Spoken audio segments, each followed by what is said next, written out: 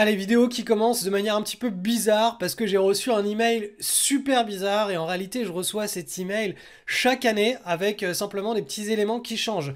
Donc cet email je l'ai reçu de la part de Monsieur Catastrophe, je vais pas le nommer, mais du coup j'ai décidé bien, de le lire et d'y répondre et je vais y répondre de manière publique avec moi aussi une petite histoire.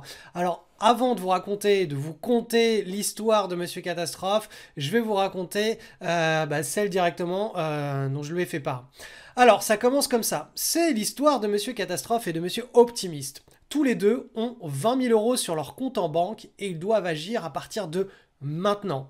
Dans 10 ans, une chose horrible va arriver, une crise d'ordre planétaire. Donc voilà, vous avez la situation, vous avez les deux variables, c'est-à-dire une crise, 20 000 euros à investir et la troisième variable qui est, il y en a un qui est optimiste et il y en a un, c'est un collapsologue, un catastrophiste. Donc c'est parti pour la petite anecdote et vous allez voir, j'espère qu'elle sera riche d'enseignements pour vous. Donc on va commencer par la stratégie de Monsieur Catastrophe qui est une stratégie basée sur l'immobilisme, le survivalisme, clairement, c'est de l'immobilisme. Alors, que la crise se manifeste ou pas, il décide que son style de vie ne sera pas impacté.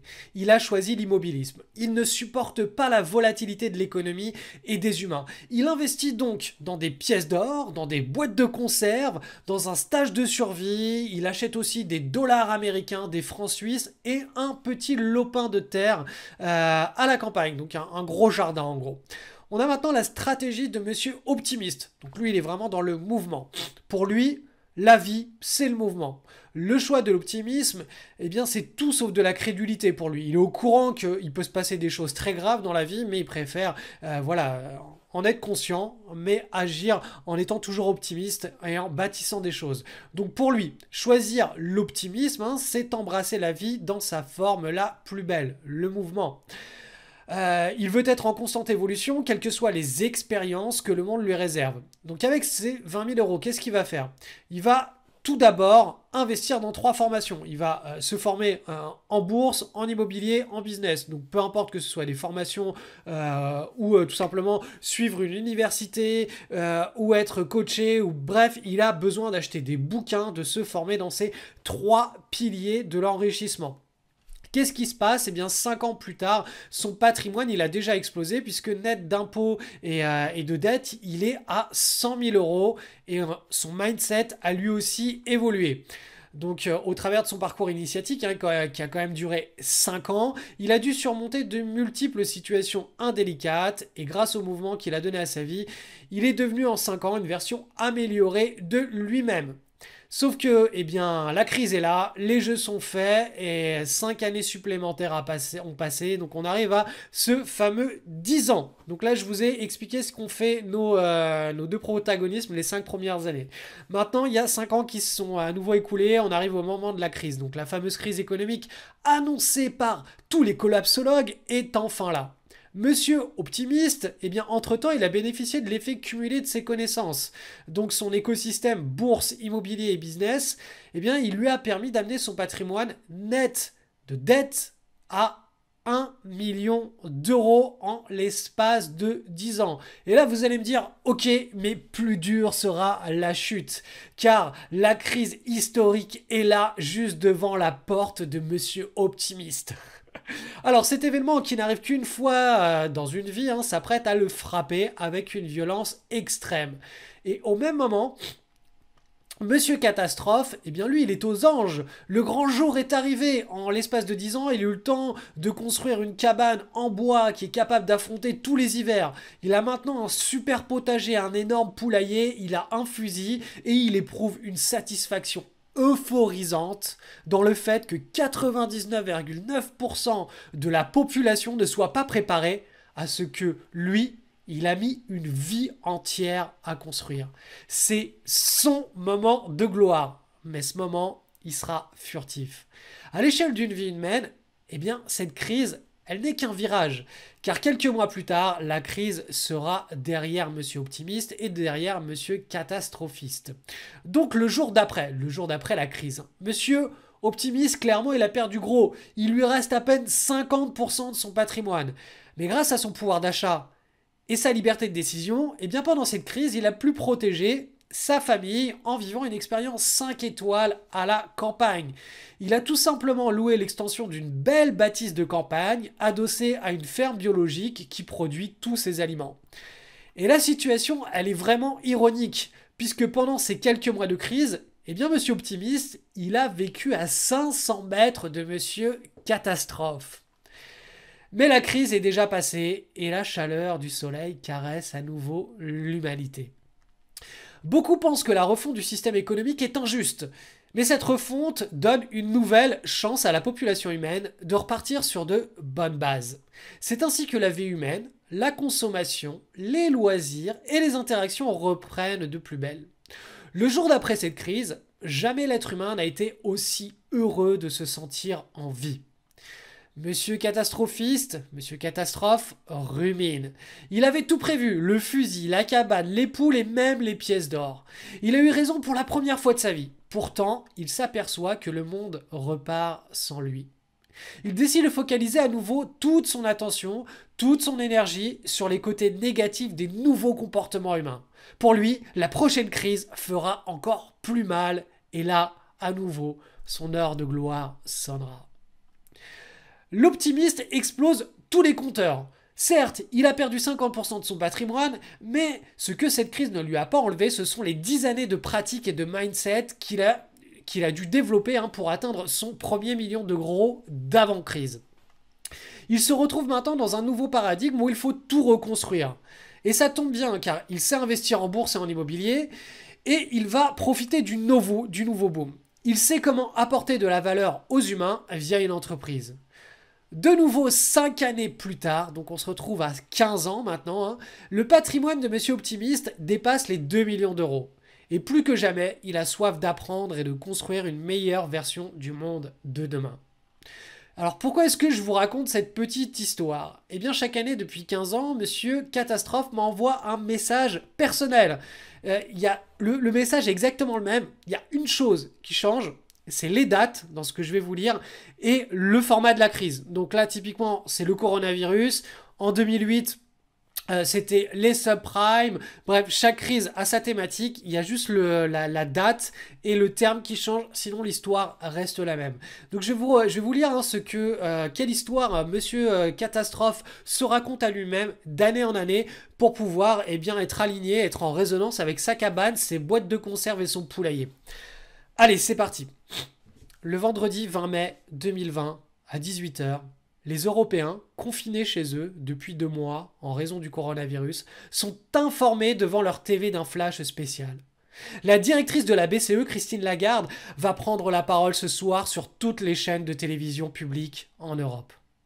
D'après les journalistes de BFM, Madame Lagarde devrait annoncer des mesures majeures face aux difficultés économiques, financières, bancaires et monétaires de la zone euro. En effet, les bourses américaines et européennes sont fermées depuis 1 mois suite à la chute de 80% du marché boursier. À 20 h, Christine Lagarde commence son discours en anglais. Elle commence par évoquer l'effondrement économique lié au confinement de la population pour éviter la propagation du coronavirus. Reprenant ses arguments développés au World Economic Forum de Davos en 2014, quand elle était directrice du FMI, elle justifie ensuite la nécessité d'un reset monétaire pour relancer la croissance européenne et pour assurer la survie économique de l'Europe suite à cette pandémie. Puis, elle détaille les modalités d'une conversion monétaire parfaitement spoliatrice. En effet, dès dimanche soir, l'euro sera immédiatement démonétisé. Les Européens devront échanger leurs euros sans cours légal contre les nouveaux billets de la nouvelle monnaie européenne, le Phénix. Chaque Européen reçoit 6000 Phénix en échange de tous ces euros. Les entreprises perçoivent 5000 Phénix par employé comme fonds de roulement. Les assurances vie garanties par des emprunts d'État sont échangées au 10e de leur valeur. Les dépôts en banque et les livrets d'épargne sont dévalués de 94%. Les dettes des États européens sont annulées. Les Européens, les épargnants européens sont ruinés, ainsi que les simples déposants. Ne sauvent une partie de l'économie que ceux qui, le samedi matin, se précipitent dans les magasins pour y acheter tout ce qu'on veut bien leur vendre. Voilà la petite histoire de Monsieur Catastrophe, cette petite histoire qu'il aime se raconter pour eh bien faire de beaux rêves hein, avant de s'endormir. Donc, le bilan des choses, hein. Peu importe que cette histoire se concrétise ou pas un jour. Ce qui importe, c'est ce que vous aurez construit avant et ce que vous aurez comme capacité de construire après. Ce n'est pas en faisant tourner son cerveau autour d'un petit stock de boîtes de conserve et de pièces d'or qu'à la fin de sa vie, on aura la fierté d'inspirer nos enfants. Faites circuler ce message, cette vidéo, à tous les catastrophistes de votre entourage. Vous les sauverez peut-être d'une vie de frustration. Je vous souhaite une belle vie à vous et restez optimistes. Donc il y a un petit PS hein, à ce texte que je vous ai écrit et que je vous lis là dans cette vidéo. C'est que pendant la crise de 2008, hein, eh bien c'est pendant cette crise que Monsieur Optimiste a trouvé une façon de protéger son patrimoine. Il a appelé cette approche le portefeuille anti-crise planétaire. S'il avait eu connaissance de cette stratégie, il n'aurait pas perdu 50% de son patrimoine en 2008, mais il aurait gagné plus 0,8% pendant la pire crise financière enregistrée par l'être humain. Maintenant, il sait que pendant la prochaine crise, il pourra limiter la casse. Donc si ça vous intéresse de découvrir eh bien, son fameux portefeuille anti-crise planétaire, je vous invite à cliquer sur le lien qui se trouve en description de cette vidéo et on va attaquer dès maintenant les analyses des graphes. Donc petite analyse rapide sur le Bitcoin côté contre de l'euro. On est toujours sur cette unité de temps en hebdomadaire hein, dans ce magnifique triangle hein, qui est en train de se former depuis 2 ans. On est en train d'effectuer un point d'inflexion, donc très probablement on ira chercher vers le haut. Je vais vous passer ça en journalier pour que vous appréciez un petit peu eh bien, la dynamique hein, des points d'inflexion. Donc vous voyez que là on a ce qu'on appelle un double creux. Hop, voilà. Donc un double creux, donc si vous ne savez pas ce que ça veut dire, achetez le livre de François Baron, le chartisme, hein, ça vous permet de comprendre un petit peu comment la dynamique des cours évolue, notamment entre les supports et les résistances. On a des points d'inflexion, des points charnières, des points de retournement qui prennent systématiquement des formes. Donc ces formes, c'est des doubles creux, épaule-tête-épaule, épaule-tête-épaule inversée, etc. Donc là, on est clairement à très court terme, hein, reparti dans une dynamique de hausse. Là, on a une petite consolidation qui est en train de se former, comme ceci. Mais la dynamique, pour le moment, reste haussière et on est en direction, hein, on évolue en direction du haut du triangle.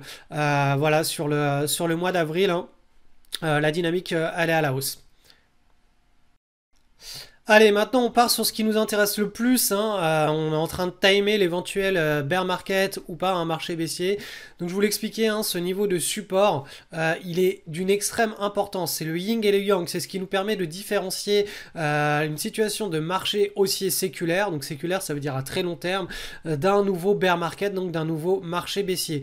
Tant qu'en mensuel, on ne viendra pas clôturer en dessous ce niveau-là et qu'on ne viendra pas tout simplement évoluer le mois d'après en dessous de ce niveau-là, on ne sera pas en bear market, on sera dans ce qu'on appelle un gros range au sein d'un puissant marché haussier séculaire qui a débuté en mars-avril 2009. Donc là, pour le moment, la dynamique de fond hein, du marché haussier, elle n'est toujours pas remise en question.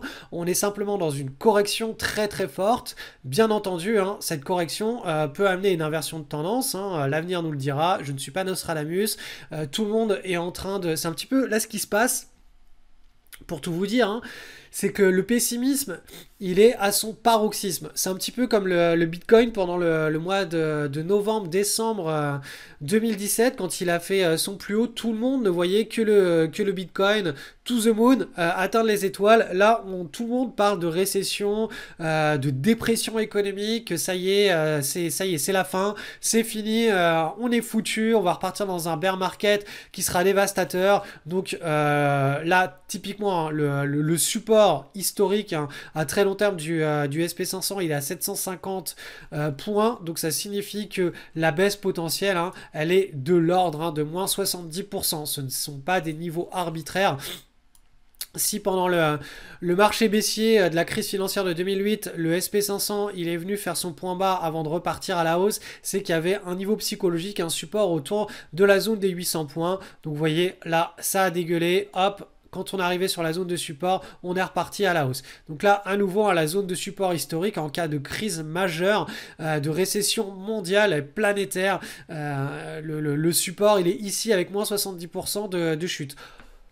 Encore une fois, on n'y est pas encore. Le support mensuel, il tient toujours. Mardi soir, on aura la clôture mensuelle, donc il reste 2 séances. Là, ce qui se passe, je vais vous passer ça en journalier maintenant. Vous voyez que là, cette semaine, on a largement sauvé eh bien, cette zone de support historique. Donc pour le moment, le scénario que je vous ai dessiné les dernières semaines reste, à mon sens, le plus probable. Donc on verra ici si tout simplement cette zone des 2400, 2300 points tient. Et c'est ce qu'il a l'air les marchands en tout cas l'ont bien sauvé cette semaine. On verra ce qui se passe au cours des prochaines semaines. Et si ça venait à casser, seulement si ça venait à casser, et bien là on se retrouvait dans une situation où effectivement on part en bear market, mais on n'y est pas encore. Donc pour le moment les jeux ne sont pas faits et vu l'intensité, la puissance du rebond de cette semaine, il est... Potentiellement, on peut très bien rebondir et se retrouver proche même des derniers plus hauts historiques. C'est toujours pendant les pics de pessimisme que les retournements, les retours de bâton arrivent et arrivent dans des proportions aussi fortes que le premier mouvement s'est fait. Donc l'avenir nous le dira, mais en tout cas voilà, je suis là pour vous aiguiller sur les scénarios les plus probables malgré ce que les médias et ce que la peur, c'est celle qui vibre en nous en ce moment, nous pense à croire. Il faut rester beaucoup plus terre à terre vis-à-vis de ce qui se passe sur les marchés. Et voilà, c'est un petit peu mon rôle de guide, de mettre de l'équilibre dans vos pensées. Donc pour ceux qui pensent que j'ai le corona parce que je parle bizarrement, j'ai juste un rhume des foins. Donc je parle du nez, voilà. Alors, je fais un petit détour sur l'or en mensuel, comme je vous l'expliquais sur ma chaîne pour la communauté. En juin 2019, boum, on a eu ce signal là. Prise de position pour ceux qui veulent faire du suivi de tendance sur le moyen long terme sur l'or. Donc c'est un trade de suivi de tendance sur plusieurs trimestres, plusieurs années. Donc là, voilà ce qui s'est passé pendant ce mois-ci. On arrive à la fin du mois de mars. C'est qu'on a eu vraiment un gros rush de volatilité. Vous voyez qu'on est allé chercher très bas, on est remonté, on est allé chercher haut, on est redescendu. Donc il y a eu un vrai choc de volatilité pendant le mois de mars. Et c'est pendant ces chocs de volatilité qui arrivent une fois tous les 5, 10, 15 ans, 20 ans. Que on a en principe des opportunités à saisir. En tout cas, quoi qu'il en soit, pour tous ceux qui sont affolés sur l'or, voilà, je vous mets juste ce graphe là sous vos yeux. On reste dans une tendance haussière long terme. Donc là, vous voyez, on a toujours cette belle dynamique de hausse. C'est le mois de mars qui a subi un gros choc de volatilité sur tous les actifs global macro, que ce soit sur les indices boursiers, les obligations d'État à long terme, à moyen terme, à court terme, que ce soit sur l'or, les métaux, sur les énergies, etc. En tout cas, voilà, sur l'or, vous avez la tendance de fond qui reste intacte sur le moyen long terme. Dernière petite chose, on m'a demandé de mettre à jour les performances et l'évolution du portefeuille anti-crise planétaire, qui est le premier choix de Monsieur Optimiste. Si vous avez regardé le début de cette vidéo, vous comprenez de quoi je veux parler. Cliquez sur le lien en description de cette vidéo, vous allez vous retrouver sur cette page qui vous explique comment mettre en place le portefeuille anti-crise planétaire. Donc je vous explique tout simplement, voilà, je vous montre les performances depuis 1972, je vous explique comment le construire, comment il se comporte face à l'inflation, sa régularité qui est vraiment qui est hors du commun face à l'inflation, qu'on a juste besoin de le mettre en place et de le suivre une fois par an. On n'a pas besoin de s'en inquiéter en dehors d'un rééquilibrage annuel. Et là je vous ai mis donc l'évolution de ce portefeuille depuis 2005, donc on voit mois après mois ce qui s'y passe et dernièrement ce qui s'y passe. Donc voilà, ça c'est la taille des drawdowns enregistrés en mensuel. À la fin du mois de mars, on aura à nouveau une donnée sur le drawdown. Je pense qu'on va atteindre sur la fin du mois de mars un drawdown autour de moins 5%. Il y avait une superbe occasion de se renforcer autour de moins 8, moins 12%. Je vous en avais parlé il y a 2 semaines. Moi personnellement j'ai renforcé, beaucoup d'élèves de la communauté ont renforcé ce portefeuille et les portefeuilles passifs. À ce moment-là, c'était un épiphénomène, un gros choc de volatilité que les banques centrales ont dû et que les politiques monétaires ont dû gérer en l'espace de quelques jours, mais c'était une petite fenêtre pour vraiment aller chercher, voilà, sur les plus bas. C'est extrêmement rare, hein, ces drawdowns. Il y en a, voilà, il y en a une fois tous les 15-20 ans. On en a eu un en journalier qui est descendu très bas. Là, je pense qu'en mensuel, on a bien remonté.